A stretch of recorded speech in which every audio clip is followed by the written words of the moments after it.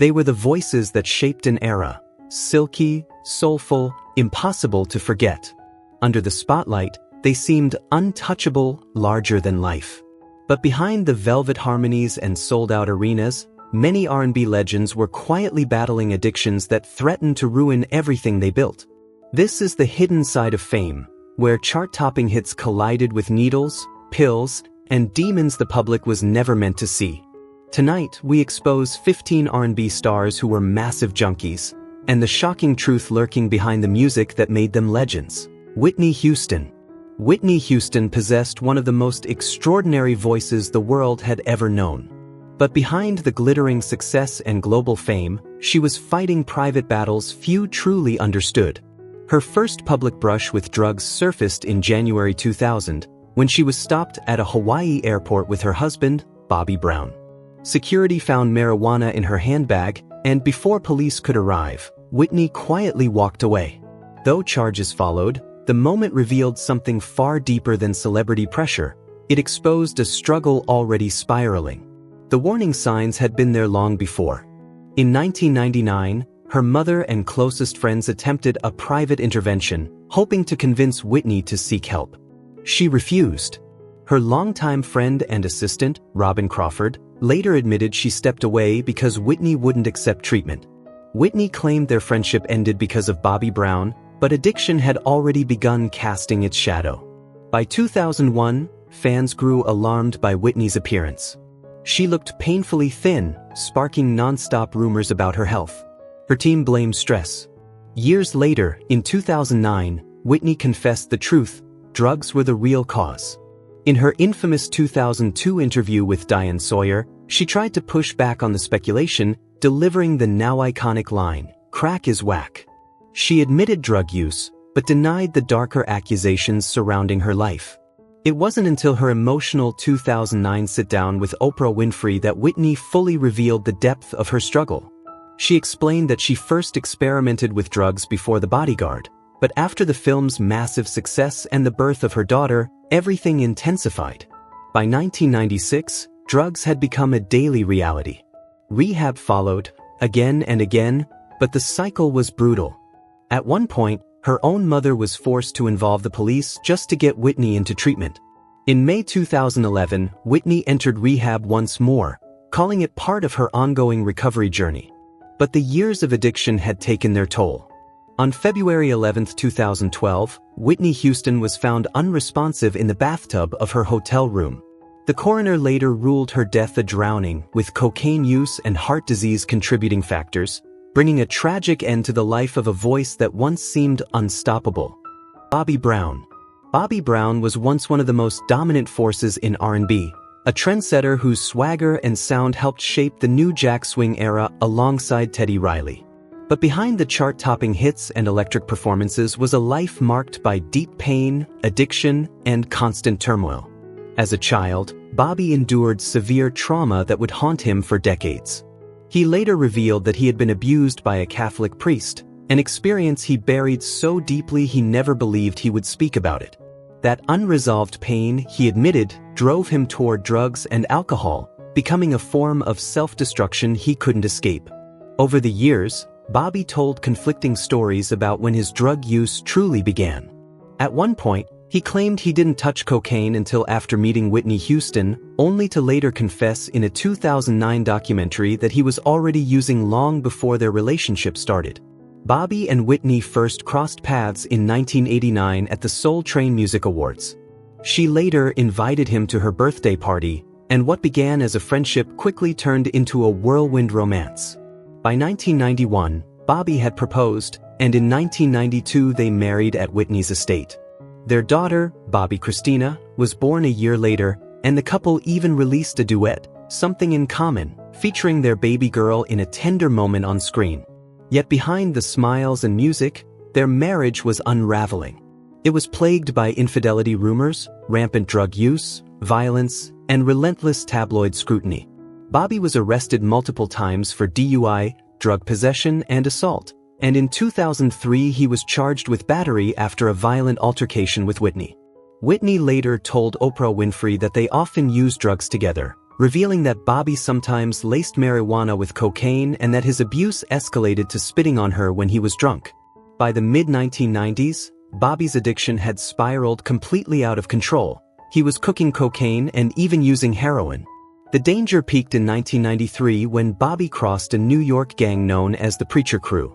Owing $25,000 in drug money, he was kidnapped and threatened with death. Whitney secretly stepped in, paying a reported $400,000 ransom to save his life. The terrifying ordeal was quietly buried and never reported to police, becoming yet another dark chapter hidden behind the fame. Rick James. Rick James was a singer, songwriter, and producer who exploded onto the scene with a fearless attitude, a wild image, and music that was impossible to ignore. He began playing in bands as a teenager and later joined the U.S. Naval Reserve to avoid being drafted, but as his career rose, a far darker journey was already taking shape. His battle with drugs started young, first with marijuana and heroin, and by the late 1960s cocaine had become his constant companion, one that would follow him for the rest of his life. Though Rick once claimed he had kicked cocaine after serving time in prison, the truth caught up with him in death, when his autopsy revealed the drug was still in his system. His addiction repeatedly pushed him toward disaster. In 1984, he was found unconscious in his home and rushed to the hospital. By the 1990s, his cocaine use was no secret, and Rick openly admitted he had spent nearly $7,000 a week on drugs for 5 straight years. The situation turned truly horrific in 1991, when Rick James and his girlfriend, Tanya Hijazi, were arrested and accused of holding a young woman captive for almost a week during a cocaine-fueled binge, tying her up, abusing her, and burning her with a crack pipe. The charges, torture, kidnapping, and assault, were so severe they could have sent him to prison for life. Even while out on bail, the chaos continued. In 1992, under the influence of cocaine, Rick assaulted music executive Mary Serger during what was supposed to be a business meeting, with Serger later claiming she was held and beaten for 20 hours. Years of heavy drug use also destroyed his health. In 1998, he underwent hip replacement surgery, and later that year, he suffered a stroke after a blood vessel burst in his neck during a performance. On August 6, 2004, Rick James was found dead in his Los Angeles home. The autopsy revealed a deadly cocktail of substances in his body, including cocaine, methamphetamine, painkillers, antidepressants, and sedatives, a final, tragic confirmation of just how completely drugs had overtaken his life. Frankie Lymon. Frankie Lymon was a child prodigy whose angelic voice stole the hearts of America. As the lead singer of the Teenagers, he helped define the sound of early rock and roll and doo-wop, becoming a symbol of youthful innocence in music. But behind the spotlight was a boy raised in poverty. By the age of 10, Frankie was already working as a grocery boy, doing whatever he could to help his struggling family survive. His rise to fame was meteoric, but painfully brief. After leaving the Teenagers, Frankie attempted a solo career, yet his popularity steadily declined. His biggest solo success came in 1960 with a cover of Little Bitty Pretty One, which peaked at only number 58 on the pop charts. By then, the magic of his teenage stardom was fading fast. Away from the public eye, Frankie was fighting a far more dangerous battle. At just 15 years old, he was introduced to heroin by a woman much older than him, a decision that would haunt him for the rest of his short life. In 1961, his record label, Roulette Records, dropped him, and Frankie entered rehab. But the downward spiral continued. By 1966, he was arrested for heroin possession. Instead of prison, he was drafted into the U.S. Army, only to later receive a dishonorable discharge. For a brief moment, it seemed like Frankie had escaped his demons. He managed to stay sober for nearly 2 years. But in 1968, temptation returned. While preparing for what was supposed to be a comeback recording session, Frankie relapsed and returned to heroin. On February 27, 1968, tragedy sealed his fate. Frankie Lymon was found dead on the floor of his grandmother's bathroom, a syringe lying beside him. He had overdosed on heroin at just 25 years old. His death certificate listed the cause as acute intravenous narcotism. Frankie Lymon's life became one of the most heartbreaking stories in music history. A gifted child with the world at his feet, destroyed by addiction before he ever had the chance to reach his full potential. James Brown. Known as the Godfather of Soul, James Brown built his empire on iron discipline. For decades, he ruled his band with zero tolerance for drugs or alcohol. Anyone who broke the rules was fired instantly. In the 1960s, musicians were dismissed for nothing more than having a drink. On stage and on the road, Brown demanded total control, even as he casually served his own moonshine and punch concoctions to friends at home. His commitment to a clean band was legendary. In 1971, during a live performance, brothers Catfish and Bootsy Collins deliberately took LSD. Brown sensed something was off, and the moment the show ended, they were gone. Yet the cruel irony of his story is that while he enforced sobriety on others, he eventually lost control himself. In the mid-1970s, an assistant unknowingly handed him a joint laced with PCP. Brown thought it was harmless marijuana, but that moment marked the beginning of a dark spiral. By the 1980s, rumors of heavy PCP use followed him everywhere. His wife at the time, Adrienne Rodriguez, reportedly used the drug with him, and the effects were explosive. PCP-fueled paranoia and violent outbursts led to multiple arrests for assaulting Adrienne. Brown also smoked cocaine mixed with tobacco and menthol cigarettes and experimented with prescription drugs, claiming they gave him superhuman energy. His mind unraveled further. Once, while driving high on PCP, he believed the trees lining the road were packed with hidden surveillance devices watching his every move. In 1998, Brown entered rehab for a brief week to confront his prescription drug addiction, but the battle was far from over. When he was hospitalized at Emory University shortly before his death in 2006, cocaine was still found in his system, a haunting reminder that even the most disciplined legends can be undone by their own demons. Ike Turner was an American musician, bandleader, songwriter, record producer, and legendary talent scout. But long before the chaos, before the headlines and the downfall, Ike Turner lived by iron discipline. Before the age of 30, he didn't drink. He didn't touch drugs. And he demanded the same rigid standards from everyone in his band. Break the rules and you were gone. No second chances. At the time, Ike led one of the hottest acts on the St. Louis music scene, going head-to-head with Chuck Berry's band for dominance in the clubs. Then came Las Vegas, and everything changed. While performing there, Ike was introduced to cocaine for the first time. Years later, he claimed it was two extremely famous figures who gave it to him.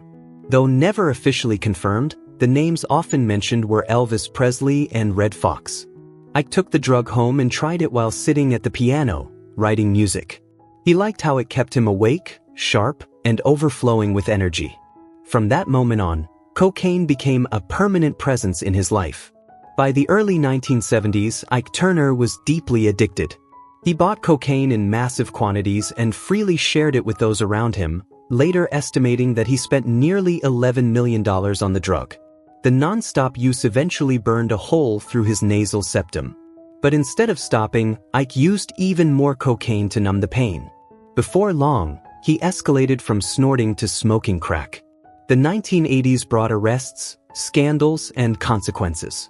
In 1980, police raided Ike's studio and discovered cocaine, along with a live hand grenade. He was convicted and sentenced to 30 days in jail with probation. Nearly a decade later, in 1989, he was arrested again in West Hollywood on drug charges. Then in 1990, Ike was convicted of driving under the influence of cocaine and sentenced to 4 years in prison. He served 18 months before being released in 1991. Prison finally did what nothing else could. Behind bars, Ike Turner broke free from his cocaine addiction and remained clean for over a decade. He even visited high schools during Black History Month, warning young people about the devastating dangers of drug abuse. But addiction is patient and relentless. In 2004, while trying to help a friend struggling with crack addiction, Ike relapsed. After years of fighting the habit, the drug found its way back into his life. If you're enjoying this video, show your support by giving it a thumbs up. And if you haven't subscribed yet, what are you waiting for? Hit that subscribe button. Bobby Womack was an American singer, songwriter, and guitarist whose remarkable career spanned more than 6 decades. He first found his voice in the 1950s with his family group, the Valentinos, and later made his mark as a guitarist for Sam Cooke. A true musical chameleon, Womack moved effortlessly through R&B, gospel, blues, funk, and soul. But behind the timeless records was a man quietly unraveling. In his memoir Midnight Mover, Womack confessed that he began using cocaine in the late 1960s, a period when his controversial marriage to Sam Cooke's widow, Barbara, ignited public backlash. Radio DJs blacklisted his music, his career stalled, and the rejection pushed him deeper into drugs for escape. Still, he stayed active as a session musician and formed a close bond with Sly Stone, a partnership fueled as much by creativity as excess. Womack later admitted, "I was really off into the drugs, blowing as much coke as I could, drinking, smoking weed, taking pills, staying up 7 or 8 days straight. Me and Sly were running partners." By 1974, the lifestyle caught up with him when he fell backward over an amplifier during a recording session, smashing his head and leaving him temporarily blind. By the late 1970s, cocaine had tightened its grip and tragedy struck again with the devastating death of his infant son, Truth, in 1978, a loss Womack said changed him forever. Throughout much of the 1980s, addiction slowed his momentum and took a heavy toll on his health. After performing 14 shows in a row in 1985, he was hospitalized with serious circulation problems in his leg. Near the end of the decade, Womack finally entered rehab and battled his way out of cocaine addiction. His later years were marked by relentless health struggles. He survived prostate cancer, then faced diabetes, pneumonia, colon cancer, and eventually the early signs of Alzheimer's disease, closing the chapter on a life as powerful and painful as the music he left behind. Rudy Lewis. Rudy Lewis was an American rhythm and blues singer best known for his unforgettable tenure with the Drifters. He joined the group in 1960 after manager George Treadwell hired him on the spot to replace Ben King, an almost impossible role to fill. Yet Rudy rose to the challenge, often performing King's signature songs on stage while gradually making them his own. With his silky, emotionally rich voice, Rudy helped lead the Drifters through some of their most iconic recordings, including Please Stay, Some Kind of Wonderful, Up on the Roof, and on Broadway. His time with the group was brief but brilliant, ending abruptly with his sudden and tragic death in 1964. On May 21st of that year, the Drifters were scheduled to record Under the Boardwalk, a song written specifically for Rudy. But the night before the session, he was found dead in his Harlem hotel room. With no time to mourn, the group called former member Johnny Moore to step in and record the lead vocals. The following day, in tribute to Rudy, they also recorded I Don't Want to Go On Without You, with Charlie Thomas on lead. No autopsy was ever performed, and authorities ruled his death a probable drug overdose. Those closest to him believed the truth was more complex. A tragic combination of drugs, asphyxiation, and a heart attack. Rudy Lewis was only 27 years old. Ray Charles is remembered as one of the most legendary and influential musicians of all time, a true architect of modern soul. In the 1950s, he revolutionized music by fusing blues, jazz, gospel, and rhythm and blues into a sound the world had never heard before. But while his artistry broke boundaries, his personal life was locked in a long, destructive battle with drugs. At just 18, while performing with the Maxon Trio, Ray first experimented with marijuana, believing it sharpened creativity. Not long after, he was introduced to heroin, a drug that would dominate his life for the next 17 years. His first arrest came in 1955, when police discovered marijuana and drug paraphernalia backstage with Ray and his bandmates. Instead of slowing down, his addiction intensified as his fame and fortune grew. In 1958, he was arrested again on a Harlem street corner for heroin possession. 3 years later, in 1961, he was caught with both heroin and marijuana in an Indiana hotel room, admitting at the time that he had been addicted since he was just 16. Though that case was eventually dismissed, it was clear his addiction was spiraling out of control. Then came Halloween night in 1964, a breaking point. Ray was arrested once more, this time at Boston's Logan Airport with heroin in his possession. That moment forced him to confront reality. He checked himself into St. Francis Hospital in California and endured a brutal 4-day withdrawal. A judge later allowed him to avoid prison under strict conditions, stay clean, and submit to regular medical monitoring. Ray ultimately received probation, a fine, and a suspended sentence. After finally kicking heroin in 1966, he poured his pain, survival, and hard-earned wisdom into his music, releasing songs like I Don't Need No Doctor and Let's Go Get Stoned. His album Crying Time became more than a comeback. It marked a powerful rebirth, both personally and professionally. David Ruffin. David Ruffin was a powerhouse soul singer, best known as one of the unmistakable lead voices of The Temptations during their legendary run from 1964 to 1968. His raw, emotional delivery helped define timeless classics like My Girl and The Way You Do the Things You Do. In 1985, Ruffin stunned audiences when he joined Hall & Oates for a live medley of those hits, a performance that became a surprise success and earned him his first and only Grammy nomination. But behind the spotlight, Ruffin was fighting a far darker battle.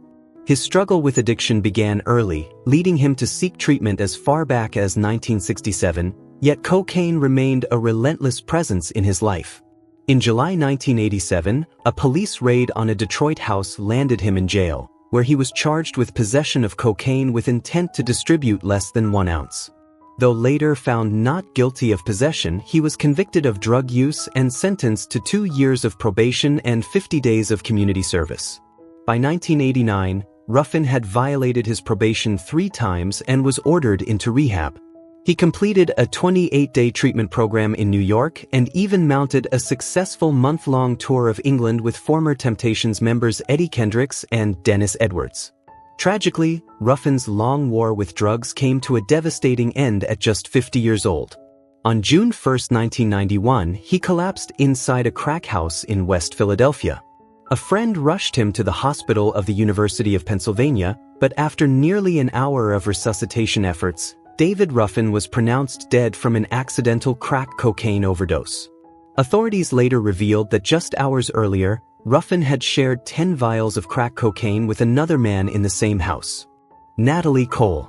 Natalie Cole was an American singer, songwriter, and actress who burst onto the music scene in the mid-1970s. Her debut album, Inseparable, became an instant classic, powered by timeless hits like This Will Be, In Everlasting Love, and the album's soaring title track. That explosive success earned her the Grammy Award for Best New Artist at the 18th Annual Grammy Awards, making her the first African-American and the first R&B artist to ever win the honor. It was the beginning of what looked like an unstoppable rise. But as the years passed, Natalie's life began to take a darker turn. After her 8th album, Don't Look Back, failed to go gold, her career started losing momentum. She found brief chart success with the soft rock ballad, Someone That I Used to Love, but it wasn't enough to recapture the magic of her early years. Around the same time, her personal struggles, particularly her battle with drug addiction, began spilling into the public eye. By 1981, fans and the press could see that Natalie's life was spiraling and her career suffered as a result. Her drug use had started years earlier while she was studying at the University of Massachusetts Amherst. What began as casual experimentation slowly evolved into a devastating addiction, including heroin and crack cocaine. At her lowest point, Natalie admitted she even worked as a prostitute's tout to fund her habit. Her addiction led to multiple arrests, including a 1975 incident in Toronto for heroin possession, and placed her in constant danger. In one shocking episode, she refused to leave a burning building, so deeply impaired was her judgment. In another terrifying moment, her young son, Robert, nearly drowned in the family swimming pool while she was on a drug binge. Realizing she could not survive this path, Natalie sought help and entered a rehabilitation center in Connecticut in 1983, committing to 6 months of intense treatment and beginning the long road to recovery. Yet the consequences of her past followed her for decades.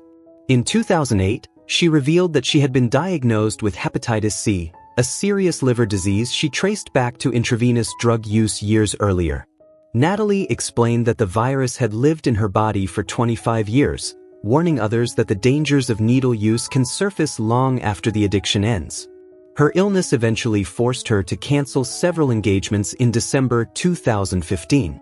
On December 31, 2015, New Year's Eve, Natalie Cole passed away at Cedars-Sinai Medical Center in Los Angeles, leaving behind a legacy of extraordinary music, painful struggles, and a powerful reminder of both the heights of fame and the cost of addiction.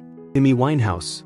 Amy Winehouse was celebrated for her haunting contralto voice, brutally honest songwriting, and a sound that fused soul, rhythm and blues, and jazz into something unmistakably her own. But behind the acclaim and the stage lights, Amy lived a life marked by constant battles with addiction, mental health struggles, and self-destruction. By 2005, her substance abuse had intensified, heavy drinking, escalating drug use, and dramatic weight loss became impossible to ignore. Friends and those close to her noticed that toward the end of that year and into early 2006, Amy appeared to experience a brief resurgence. That fragile sense of stability aligned with the creation of her critically acclaimed album Back to Black. However, her family later believed that the death of her grandmother in mid-2006, one of the few grounding forces in Amy's life, sent her spiraling into a far darker phase of addiction. By August 2007, she had cancelled multiple shows across the UK and Europe, citing exhaustion and declining health. Around that time, Amy was hospitalized following what was reported as a severe overdose involving heroin, ecstasy, cocaine, ketamine, and alcohol. In interviews, she spoke candidly about her depression, self-harm, and eating disorders, admitting to the Los Angeles Times that her drug use had led to her hospitalization and that she genuinely believed she might not survive it. In January 2008, a British tabloid released a shocking video of Amy smoking crack cocaine and openly admitting to using ecstasy and Valium. Soon after, her father moved in with her in an effort to keep a close watch on her well-being. Later that month, she reportedly entered a rehabilitation facility for a brief 2-week program. At one point, both her father and her manager even considered having her detained under the Mental Health Act of 1983, fearing for her life. In the days leading up to her death, Amy's bodyguard, Andrew Morris, stayed with her at her Camden home in London. He later recalled that she appeared somewhat intoxicated but also noticed moments of normalcy, laughing, listening to music, and watching television late into the night. On the morning of July 23, 2011, around 10 a.m. British Summer Time, Morris saw Amy lying on her bed and unsuccessfully tried to wake her. Because she often slept late after nights out, he didn't immediately sense danger. It wasn't until shortly after 3 p.m. that he checked again and realized she hadn't moved. Finding her unresponsive and without a pulse, he called emergency services. 2 ambulances arrived at 3:54 p.m., and Amy Winehouse was pronounced dead at the scene. She was just 27 years old. Sly Stone. As the visionary frontman of Sly and the Family Stone, Sly Stone helped invent the sound of psychedelic soul and funk, reshaping popular music forever. But when he relocated to Los Angeles in the fall of 1969, creativity began colliding with chaos. Stone and his bandmates plunged deep into heavy drug use, particularly cocaine and PCP, turning their once disciplined operation into a non-stop party. Stone became infamous for carrying a violin case packed with illegal drugs wherever he went.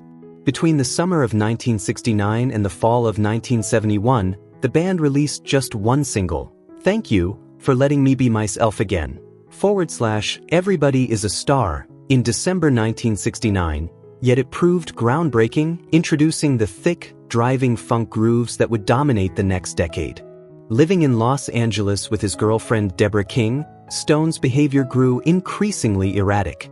Band unity crumbled, sales declined, and internal fractures widened.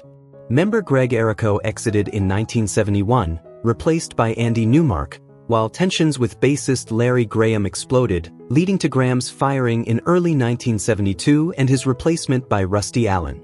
Despite lineup changes, Stone's drug dependence only worsened, disrupting studio sessions and sabotaging live performances. By the early 1970s, promoters hesitated to book the band, fearing missed shows, refusals to perform, or members collapsing on stage. These incidents became routine, and the group could no longer command top fees. In a surreal moment, Stone married model and actress Kathy Silva during a sold-out Madison Square Garden concert on June 5, 1974, but the marriage quickly unraveled.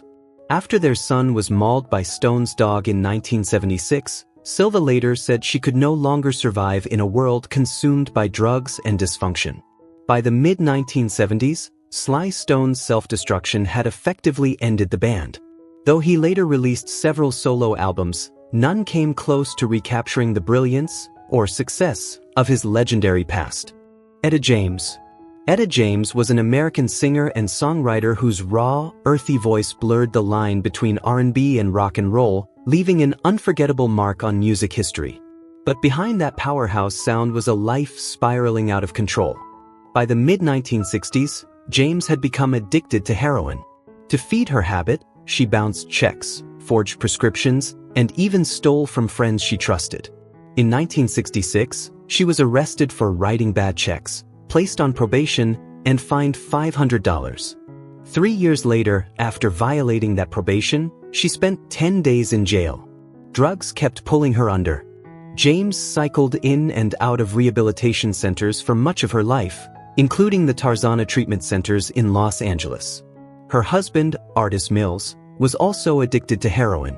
When they were both arrested, Mills took the blame and served a 10-year prison sentence, not being released until 1981.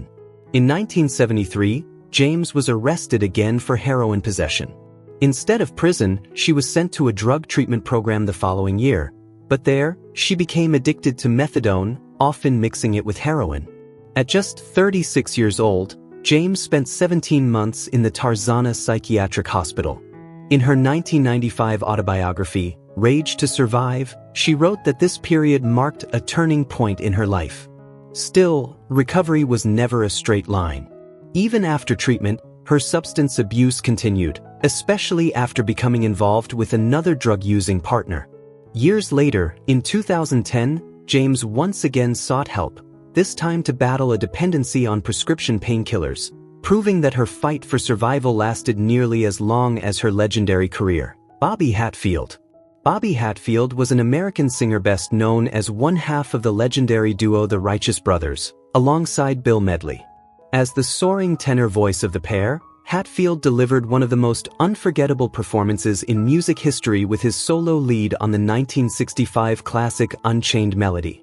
On November 5, 2003, tragedy struck when Hatfield was found dead in his hotel room at the Radisson Hotel in downtown Kalamazoo, Michigan. After he failed to arrive at the concert venue as scheduled, Bill Medley and the group's road manager, Dusty Hanvey, entered the room with the help of a security guard. Hatfield appeared to have passed away quietly in his sleep, just hours before a planned Righteous Brothers performance. An autopsy later revealed that Hatfield suffered from advanced coronary disease with severe arterial blockage. In January 2004, a toxicology report confirmed that cocaine use had triggered a fatal heart attack. Medley later told the Orange County Register how stunned he was by the revelation, saying, "I never saw him use cocaine. I knew absolutely nothing about it. If I had known, I would have said something to him."